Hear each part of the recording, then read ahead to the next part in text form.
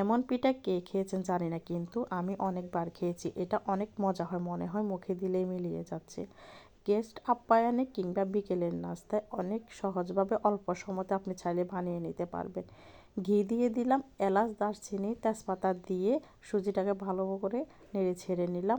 তারপরে আমি এখানে গরুর দুধ দিয়ে দিলাম, গুড় দিয়ে দিলাম, চিনি দিয়ে দিলাম, বাদাম দিয়ে দিলাম, সব কিছু ভালোভাবে মিশিয়ে নিলাম। ফ্লেভারের জন্য কিছুটা গুঁড়ো দুধ দিয়ে দিলাম।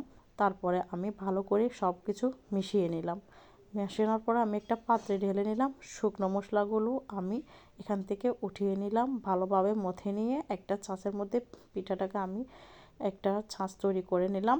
যদি আপনার পাশে ছাঁচ না থাকে আপনি যে কোনোভাবে করতে পারবেন, এটা কোনো সমস্যা নেই, যেভাবে হোক হয়ে যাবে। আর গুড়টা এবং কি গরুর দুধটা না থাকলে না দিলেও সমস্যা নেই। ধন্যবাদ সবাইকে। আসসালামু আলাইকুম, ভালো থাকবেন।